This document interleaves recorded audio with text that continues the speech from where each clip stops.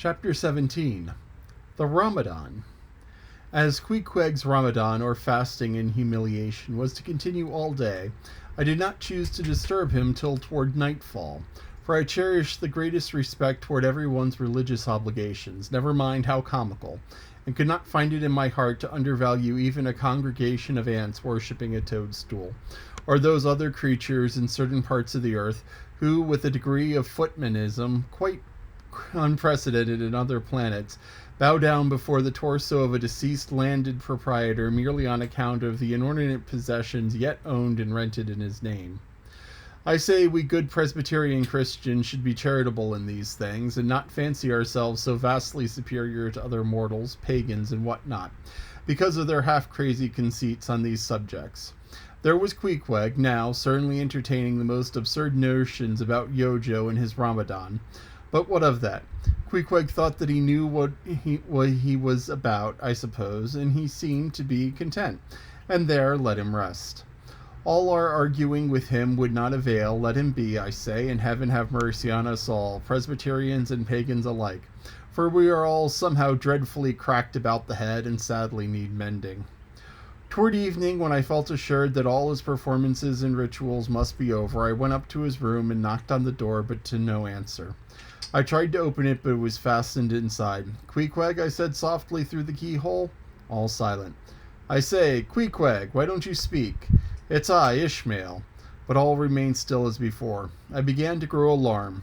I had allowed him such abundant time I thought he might have had an apoplectic fit. I looked through the keyhole, but the door opening into an odd corner of the room, the keyhole prospect was but a crooked and sinister one. I could only see part of the footboard of the bed and a line of the wall, but nothing more. I was surprised to behold resting against the wall the wooden shaft of Queequeg's harpoon, which the landlady the evening previous had taken from him, before our mounting to the chamber. That's strange, thought I, but at any rate, since the harpoon stands yonder, he seldom or never goes abroad without it, therefore he must be inside here, and no possible mistake. "Queequeg! Queequeg!" All still. Something must have happened. Apoplexy. I tried to burst open the door, but it stubbornly resisted. Running downstairs, I quickly stayed my suspicions to the first person I met, the chambermaid. "La la," she cried, "I thought something must be the matter. I went to make the bed after breakfast and the door was locked and not a mouse to be heard, and it's been just so silent ever since. But I thought maybe you had both gone off and locked your baggage in for safekeeping." "La la, madam, mistress, murder! Mrs. Hussey, apoplexy!" And with all these cries she ran toward the kitchen, I following. Mrs. Hussey soon appeared with a mustard pot in one hand and a vinegar cruet in the other, having just broken away from the occupation of attending to the castors, and scolding her little black boy meantime. "Woodhouse," cried I, "which way to it? Run, for God's sakes, and fetch something to pry open the door. The axe is... He's had a stroke, depend on it." And so saying, I unmethodically rushed up the stairs again empty-handed, when Mrs. Hussey interposed the mustard pot and the vinegar cruet and the entire castor of her countenance. "What's the matter with you, young man? Get the axe, for God's sakes. Run to the doctor, someone, while I pry it open." "Look here," said the landlady, quickly putting down the vinegar cruet so as to have one hand free. "Look here, are you talking about prying open any of my doors?" And what with that she seized my arm. "What's the matter with you? What's the matter with you, shipmate?"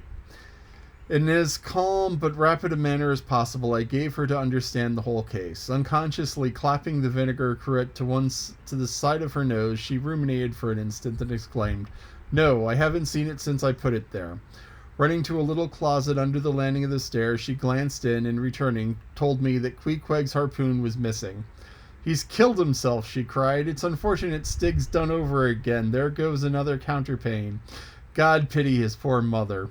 It will be the ruin of my house. Has the poor lad had a sister? Where's that girl?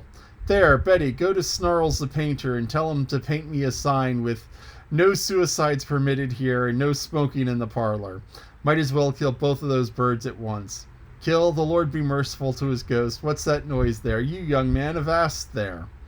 And running up after me, she caught me as I was trying again to force the door open. "I don't allow it. I won't have my premises spoiled. Go for the locksmith. There's one about a mile from here, but avast."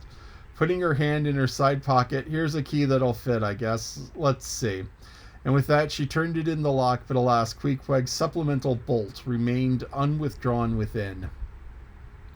"Have to burst it open," said I, as I was running down the entry a little for a good start with the landlady caught me, again vowing I should not break down her premises. But I tore from her and with a sudden bodily rush dashed myself full against the mark.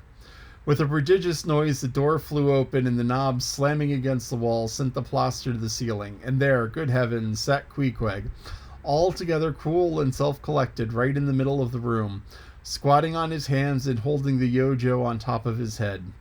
He looked neither one way nor the other way, but sat like a carved image with scarce a sign of active life. "Queequeg," said I, going up to him, "Queequeg, what's the matter with you?" "He hain't been a-sitting so all day, has he?" said the landlady. But all we said, not a word could we drag out of him. I almost felt like pushing him over so as to change his position, for it was almost intolerable. It seemed so painfully and unnaturally constrained, especially as in all probability he had been sitting so for upwards of 8 or 10 hours, going to without his regular meals. "Mrs. Hussey," said I, "he's alive at all events, so leave us, if you please, and I will see to this strange affair myself." Closing the door upon the landlady, I endeavored to prevail upon Queequeg to take a chair, but in vain. There he sat, and all he could do, for all my polite arts and blandishments, he would not move a peg, nor say a single word, nor even look at me, nor notice my presence in the slightest way.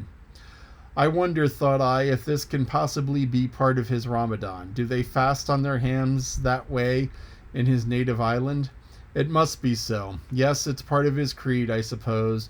Well then, let him rest. He'll get up sooner or later, no doubt.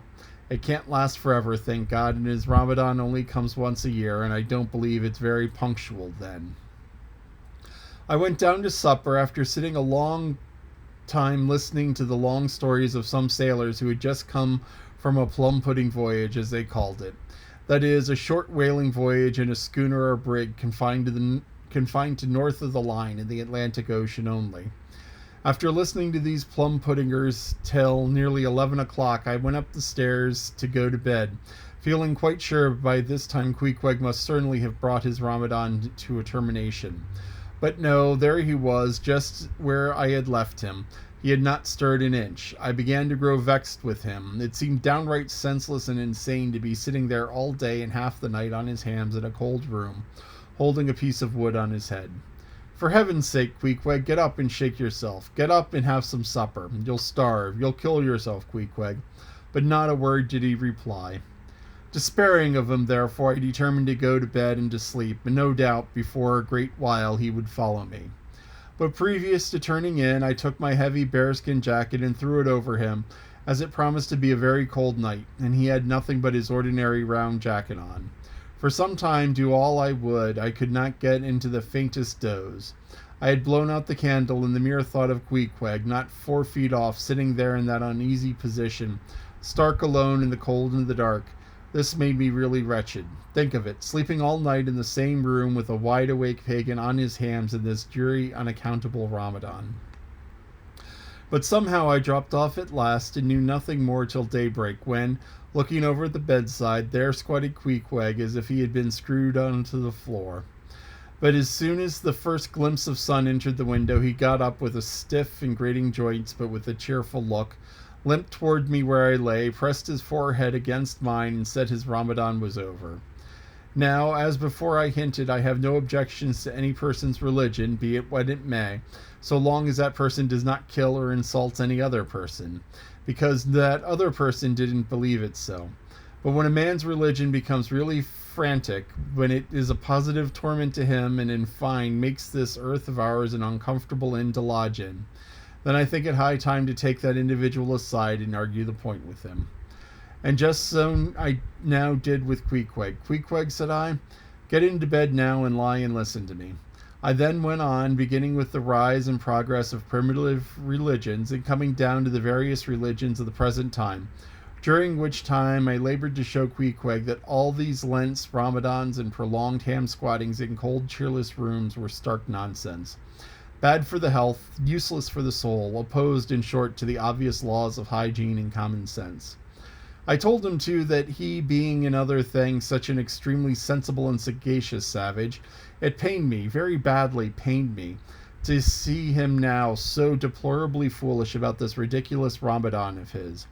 Besides, argued I, fasting makes the body cave in, hence the spirit caves in, and all thoughts born of a fast must necessarily be half starved. This is the reason why most dyspeptic religionists cherish and melancholy notions about their hereafters. In one word, Queequeg, said I, rather digressively, hell is an idea first born of an undigested apple dumpling, and since then perpetuated through the hereditary dyspepsias nurtured by Ramadans. I then asked Queequeg whether he himself was ever troubled with dyspepsia, expressing the idea very plainly so that he could take it in. He said no, only upon one memorable occasion. It was after a great feast given by his father the king, on a gaining of a great battle wherein 50 of the enemy had been killed by about 2 o'clock in the afternoon, and all cooked and eaten that very evening. No more, Queequeg, said I, shuddering. That will do, for I knew the influences without his further hinting at them. I had seen a sailor who had visited that very island, and he told me that it was the custom, when a great battle had been gained there, to barbecue all the slain in the yard or the garden of the victor.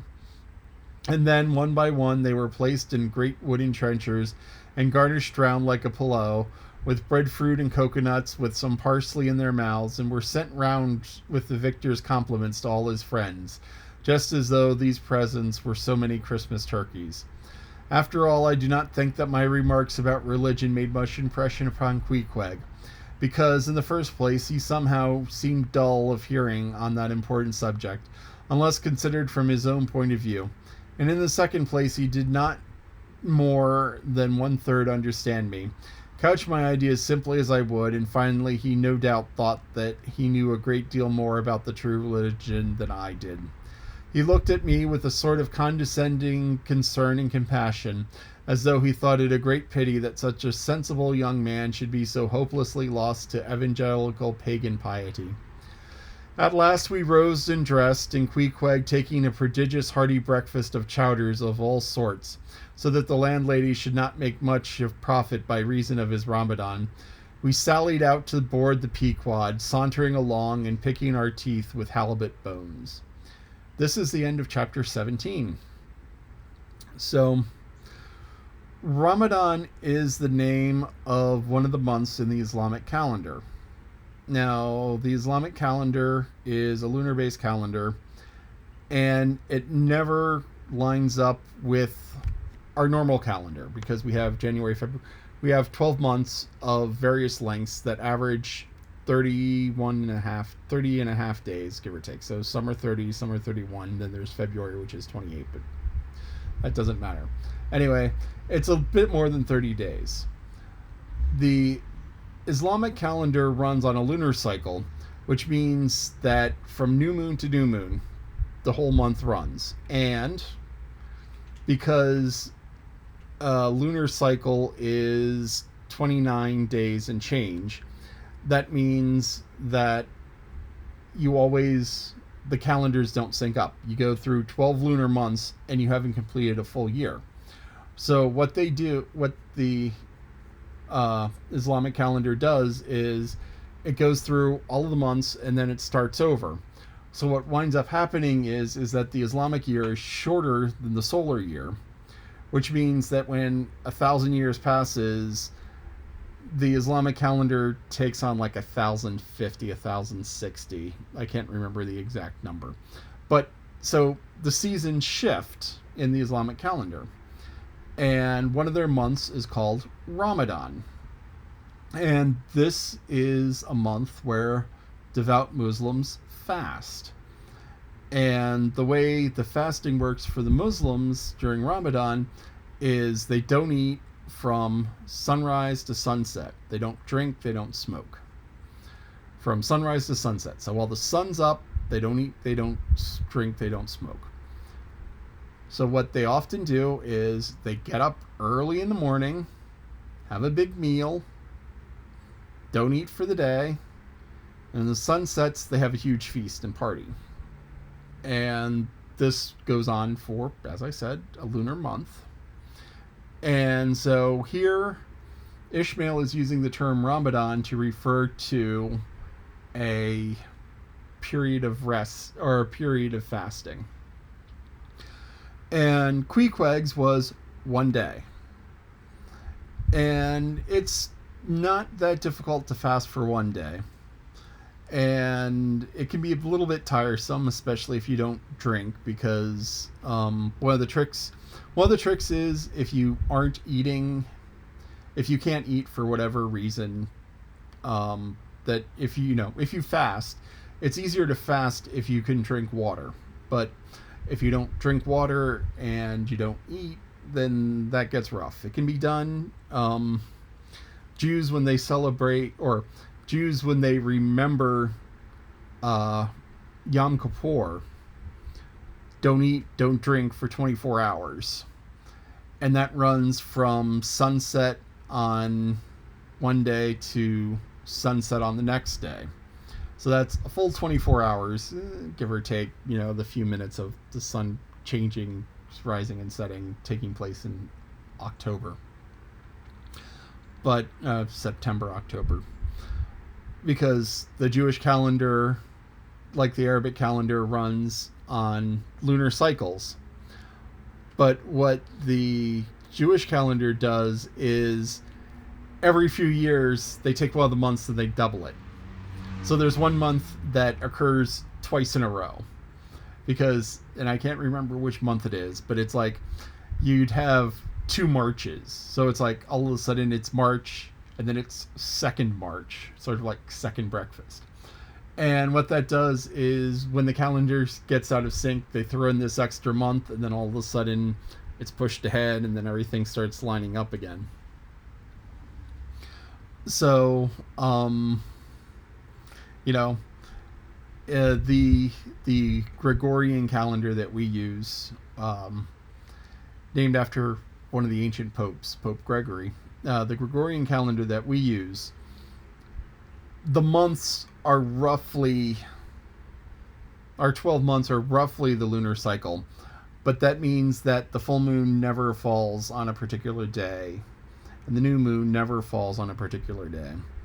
But it breaks it up into convenient 30-ish day chunks.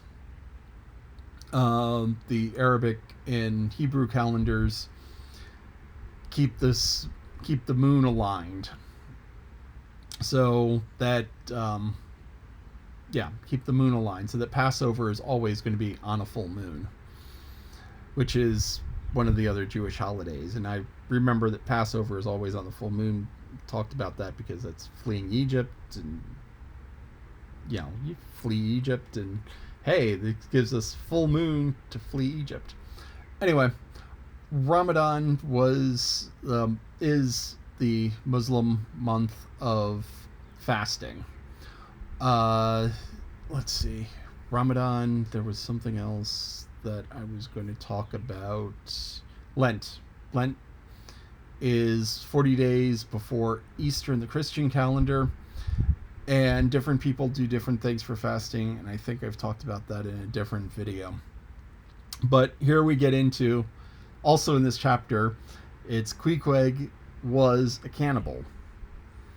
So here it's pretty explicitly spelled out where Queequeg was like, yeah, I haven't had stomach problems except for that one day where there was a battle and my dad, we killed 50 people in one day, and my dad had this huge, and it's like, ugh. So Queequeg ate people, and eating people is bad usually. I've gone into that one too, but so this is more confirmation that Queequeg was a cannibal. And it's really kind of impressive that he stood in his squat for 24 hours, because you can get all sorts of bad things happening when your body is stuck in a position. Because what can happen is that the blood doesn't flow well through the veins, and you can get blood clots. And so if Queequeg were particularly unlucky, or somewhat unlucky, the moment he stood up one of those blood clots could have formed would have broken loose and just like fallen over dead. So try, to fidgeting is surprisingly a good thing. Long car rides, long plane rides, fidget. Move your legs, move your arms, wiggle about some. I know people, well, fidgeting is good. Fidgeting is good for that, because you got to keep the blood flowing because you don't want to pool and get. That's why you stop every couple of hours. Actually, one time I got a blood clot in my arm, and I was being treated for cancer, and I was on drugs, and that messed up my blood clotting. And I had a blood clot in my arm, and my arm hurt, and it swelled up, and it was purple and ugly, and they gave me medicine, and the medicine made me bruise, and yeah. So fidget's good. Get up, move around every couple hours. And that is that chapter.